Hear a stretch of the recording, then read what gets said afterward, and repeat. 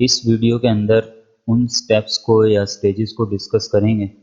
جن سے کسی بھی آرگنائزیشن کو کوئی بھی پالیسی بناتے وقت گزرنا پڑتا ہے۔ ان میں سب سے پہلا سٹیپ یا سٹیج ہے وہ ہے آئیڈینٹیفائی نیڈ، یعنی کہ کوئی بھی آرگنائزیشن اگر پالیسی بنانے جا رہی ہے تو وہ یہ دیکھے گی کہ وہ پالیسی بنا کیوں نہیں ہے،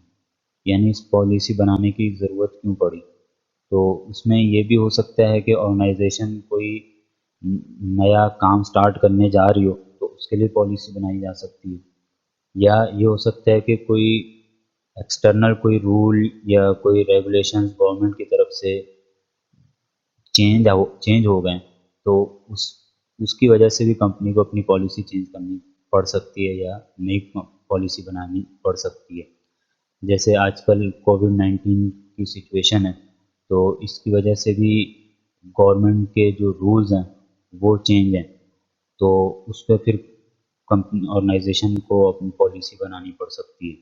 کہ اس نے اس سچویشن کے اندر کیسے ورک کرنا یا نہیں کرنا۔ سیکنڈ سٹیپ کے اندر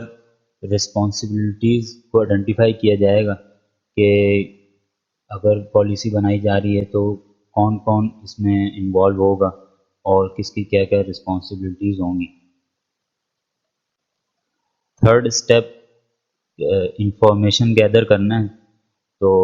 اس میں پالیسیز سے متعلق جتنی بھی انفارمیشن ہے ساری کی ساری انفارمیشن کو پہلے گیدر کیا جائے گا۔ وہ کوئی بھی لیگل رسپانسبلٹیز ہو سکتی ہیں اور اس کے بارے میں پالیسی کے بارے میں ڈیٹا ہے کہ جو بھی آرگنائزیشن کے پاس ڈیٹا ہے وہ اپ ٹو ڈیٹ ہے یا نہیں ہے۔ اسی طرح اور جو انفارمیشن ہے کہ کوئی کسی اور آرگنائزیشنز نے ایسی کوئی پالیسیز بنائی ہیں یا کوئی بھی کسی بھی قسم کی انفارمیشن ہے اس کو گیدر کرنا ہے۔ فورتھ سٹیپ کہ پالیسی کو ڈرافٹ کرنا ہے، یعنی کہ اس کو رائٹ کرنا ہے، ٹائپ کرنا ہے یا رائٹ کرنا ہے کہیں پر بھی، تاکہ وہ ایک ڈرافٹ جب بن جائے گا تو پھر اس کے اندر کریکشنز ہوں گی تو پھر فائنل کیا جائے گا۔ تو لیکن ڈرافٹ کرتے وقت پھر یہ اس چیزوں کا خیال رکھا جاتا ہے کہ جو ورڈنگ ہے یا جو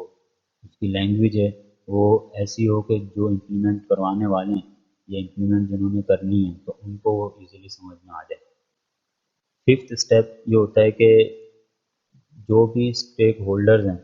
ان کے ساتھ ڈسکشن کرنی ہے۔ اسٹیک ہولڈرز کہلاتے ہیں کہ جو وہ لوگ ہوتے ہیں جو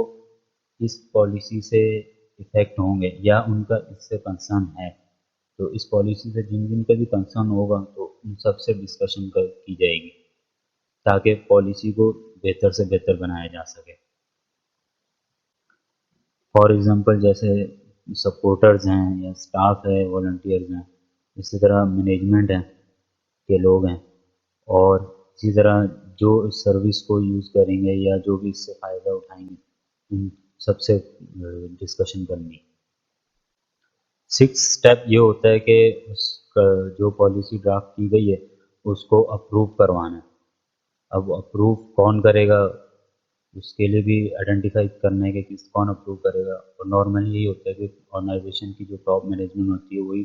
آرگنائزیشن کی پالیسیز کو اپروو کر رہی ہوتی ہے۔ سیونتھ اسٹیپ میں یہ دیکھا جاتا ہے کہ جو پالیسی بنائی گئی ہے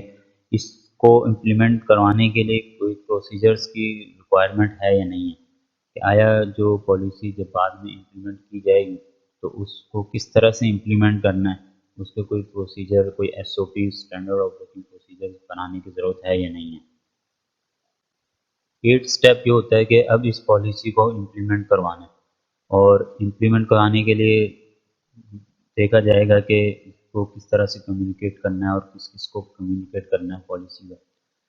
اور آیا اگر اس پالیسی کو امپلیمنٹ کرانا ہے تو اس کے لیے ٹریننگ کی ضرورت ہے یا نہیں ہے۔ اسی طرح